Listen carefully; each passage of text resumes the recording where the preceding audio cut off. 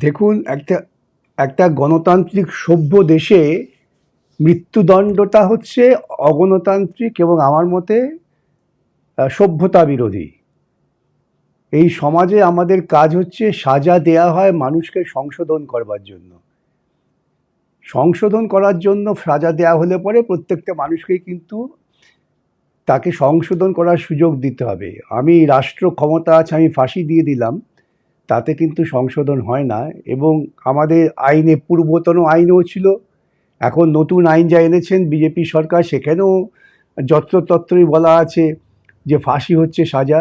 এটা কোনো সাজা নয়। দেখুন, একটা একটা গণতান্ত্রিক সভ্য দেশে মৃত্যুদণ্ডটা হচ্ছে অগণতান্ত্রিক এবং আমার মতে সভ্যতা বিরোধী।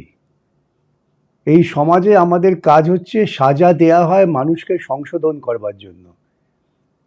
সংশোধন করার জন্য সাজা দেয়া হলে পরে প্রত্যেকটা মানুষকেই কিন্তু তাকে সংশোধন করার সুযোগ দিতে হবে। আমি রাষ্ট্র ক্ষমতা আছে, আমি ফাঁসি দিয়ে দিলাম, তাতে কিন্তু সংশোধন হয় না। এবং আমাদের আইনে পূর্বতন আইনও ছিল, এখন নতুন আইন যা এনেছেন বিজেপি সরকার সেখানেও যত্রতত্রই বলা আছে যে ফাঁসি হচ্ছে সাজা। এটা কোনো সাজা নয়। এবং আমাদের অভিজ্ঞতায় আমরা দেখেছি যে হত্যাকাণ্ডর পাল্টা মৃত্যুদণ্ড, তাতে কিন্তু কোনো রকম সাধারণ মানুষের ওপর খুব ভয় সৃষ্টি করে তা নয়, যাকে বলে ডেটারেন্ট এফেক্ট কিছু নেই। সাজাটা এমন হতে হবে যাতে একটা মানুষ সারা জীবনে উপলব্ধি করতে পারেন তার অপরাধের গুরুত্বটা কী, এবং সেই অপরাধ করার ফলে তার যে সামাজিক দিক থেকে তাকে খানিকটা লাঞ্ছিত হতে হচ্ছে, তাকে অপমানিত হতে হচ্ছে, এই বোধটা তার মধ্যে জাগাতে হবে। সেজন্যে আমার নিজের মনে হয় মৃত্যুদণ্ডটা আইনের বই থেকে বাদ দেওয়া উচিত। কঠোর থেকে কঠোরতর আইন অনেক রকম আছে, সেই আইন কার্যকর করা উচিত। সেসব না করে হঠাৎ কোনো একটা ঘটনা ঘটলো আর সঙ্গে সঙ্গে মনে হলো আরেকটা আইন করি, এটা কিন্তু প্রশাসনিক দুর্বলতা। কনস্টিটিউশনাল ডেমোক্রেসি, কনস্টিটিউশনাল জুডিশিয়াল সিস্টেমের মধ্যে হচ্ছে যে আইন আছে সেই আইনটাকেই কার্যকর করো। অতিরিক্ত আইন তৈরি করে কিন্তু প্রশাসনিক দক্ষতা প্রমাণ হয় না। রাজ্য সরকার যেটা করতে যাচ্ছেন এটাও খানিকটা তাদের প্রশাসনিক অদক্ষতারই পরিচয়। তারা সাধারণভাবে ধর্ষণ হলে পরে ধর্ষণকে একদম নিজার্ক রিয়াকশন, আপনি সঠিক কথাটাই বলেছেন। আমাদের যে আইন এনেছেন কিছুদিন আগে বিজেপি সরকার, ওই ইন্ডিয়ান পেনাল কোডকে বাদ দিয়ে, সেখানে এগুলো মৃত্যুদণ্ড আছে, কিন্তু মৃত্যুদণ্ড আমি আবারও বলি কোনো সভ্য সমাজের সাজা হতে পারে না, হওয়া উচিত না। তারা যদি পাশও করেন এটা শেষ পর্যন্ত রাষ্ট্রপতির অনুমোদনের জন্য যাবে। যদি দেখা যায় এই আইন কেন্দ্রীয় আইনের সঙ্গে কোথাও সংঘাত সৃষ্টি করছে, তাহলে কেন্দ্রীয় আইনই থাকবে, এই রাজ্য সরকারের আইন থাকবে না। রাজ্য সরকার যে প্রস্তাবনা করেছেন সেই প্রস্তাবনা শেষ পর্যন্ত সাংবিধানিক আদালতে টিকবে কিনা এ নিয়ে আমার সন্দেহ আছে।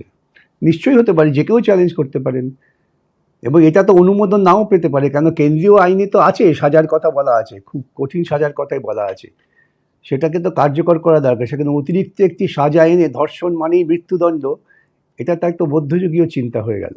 দেখুন, এটা এটা একটা সামাজিক সমস্যা। এই সামাজিক সমস্যাটাকে আমাকে কিন্তু সামাজিক আন্দোলনের মধ্য দিয়েই এই ব্যবস্থাটাকে নিয়ন্ত্রণে আনতে হবে, এবং যারা অপরাধ করছেন তাদের সাজা দিতে হবে। সেই সাজা যাতে ভবিষ্যতে তারা মানুষে পরিবর্তিত হন। আমরা আজকাল আর জেল বলি না, বলি সংশোধনাগার। সংশোধন করবার সুযোগটা দিতে হবে। এই জঘন্য কাণ্ড যারা ঘটিয়েছেন এদের পেছনে যাদের মাথা আছে তাদেরও সাজা দিতে হবে। এই সমস্ত ব্যাপারটা সার্বিকভাবে না দেখলে পরে হঠাৎ একজন একটা ঘটনা ঘটিয়ে ফেলেছেন, বিশেষ করে আমাদের এই অভয়াকাণ্ড দিয়ে, তা মনে হচ্ছে না। অভয়াকাণ্ডতে তো মনে হচ্ছে এটা একটা পরিকল্পিত বিষয় ছিল। এটা হঠাৎ ঘটে যাওয়া, একজন একটা সিভিক ভলেন্টিয়ার ডাক্তারকে খুন করে ধর্ষণ করে দিলেন, এটা বিশ্বাস করতে কষ্ট হয়। এখন তো কার্যকর করাই হয়নি, সেই আইনতে কার্যকর করতে হবে। অপরাধ সংগঠিত হয়েছে 1 জুলাইয়ের পর থেকে, যেগুলো হবে সেগুলো নতুন আইনেই বিচার হবে। নতুন আইনে যথেষ্ট ব্যবস্থা আছে, সেই ব্যবস্থাটাকে কার্যকর করার জন্যই আমাদের বিচার ব্যবস্থাকে, তদন্তকারী সংস্থাকে, সকলকেই খুব দক্ষতার সঙ্গে কাজ করতে হবে। ঠিকমতো তদন্ত না হলে, তথ্য না পেলে অপরাধীকে সাজা দেওয়া যায় না, এটা তো মাথায় রাখতে হবে।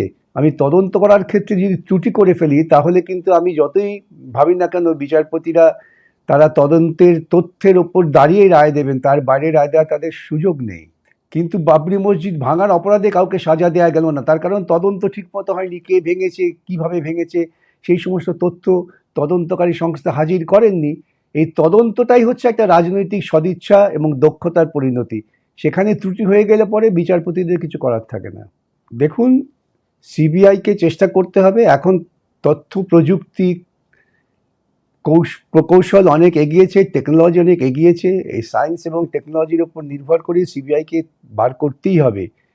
যারা তথ্য লোপাট করেছেন তাদেরও খুঁজে বার করতে হবে, এবং কেন তথ্য লোপাট করা হয়েছে তাদেরও খুঁজে বার করতে হবে। সামগ্রিকভাবে সিবিআইকে কিন্তু তাদের যোগ্যতা প্রমাণ করতে হবে। এইরকম একটি ঘটনা, যে ঘটনা গোটা বিশ্বকে আলোড়িত করেছে, সেই ঘটনা যদি তদন্ত ঠিকমতো সিবিআই না করতে পারে, তাহলে জানবেন যে গোটা পৃথিবীর কাছে ভারতবর্ষের গণতান্ত্রিক প্রক্রিয়া সম্পর্কে প্রশ্ন উঠে যাবে। দেখুন, একটা গণতান্ত্রিক সভ্য দেশে মৃত্যুদণ্ডটা হচ্ছে অগণতান্ত্রিক এবং আমার মতে সভ্যতা বিরোধী। এই সমাজে আমাদের কাজ হচ্ছে সাজা দেয়া হয় মানুষকে সংশোধন করবার জন্য। সংশোধন করার জন্য সাজা দেয়া হলে পরে প্রত্যেকটা মানুষকেই কিন্তু তাকে সংশোধন করার সুযোগ দিতে হবে। আমি রাষ্ট্র ক্ষমতা আছে, আমি ফাঁসি দিয়ে দিলাম, তাতে কিন্তু সংশোধন হয় না। এবং আমাদের আইনে, পূর্বতন আইনও ছিল, এখন নতুন আইন যা এনেছেন বিজেপি সরকার, সেখানেও যত্রতত্রই বলা আছে যে ফাঁসি হচ্ছে সাজা। এটা কোনো সাজা নয়। দেখুন, একটা গণতান্ত্রিক সভ্য দেশে মৃত্যুদণ্ডটা হচ্ছে অগণতান্ত্রিক এবং আমার মতে সভ্যতা বিরোধী। এই সমাজে আমাদের কাজ হচ্ছে সাজা দেয়া হয় মানুষকে সংশোধন করবার জন্য। সংশোধন করার জন্য সাজা দেয়া হলে পরে প্রত্যেকটা মানুষকেই কিন্তু তাকে সংশোধন করার সুযোগ দিতে হবে। আমি রাষ্ট্র ক্ষমতা আছে, আমি ফাঁসি দিয়ে দিলাম, তাতে কিন্তু সংশোধন হয় না। এবং আমাদের আইনে, পূর্বতন আইনও ছিল, এখন নতুন আইন যা এনেছেন বিজেপি সরকার, সেখানেও যত্রতত্রই বলা আছে যে ফাঁসি হচ্ছে সাজা। এটা কোনো সাজা নয়। এবং আমাদের অভিজ্ঞতায় আমরা দেখেছি যে হত্যাকাণ্ডর পাল্টা মৃত্যুদণ্ড, তাতে কিন্তু কোনো রকম সাধারণ মানুষের ওপর খুব ভয় সৃষ্টি করে তা নয়, যাকে বলে ডেটারেন্ট এফেক্ট কিছু নেই। সাজাটা এমন হতে হবে যাতে একটা মানুষ সারা জীবনে উপলব্ধি করতে পারেন তার অপরাধের গুরুত্বটা কী, এবং সেই অপরাধ করার ফলে তার যে সামাজিক দিক থেকে তাকে খানিকটা লাঞ্ছিত হতে হচ্ছে, তাকে অপমানিত হতে হচ্ছে, এই বোধটা তার মধ্যে জাগাতে হবে। সেজন্যে আমার নিজের মনে হয় মৃত্যুদণ্ডটা আইনের বই থেকে বাদ দেওয়া উচিত। কঠোর থেকে কঠোরতর আইন অনেক রকম আছে, সেই আইন কার্যকর করা উচিত। সেসব না করে হঠাৎ কোনো একটা ঘটনা ঘটলো আর সঙ্গে সঙ্গে মনে হলো আরেকটা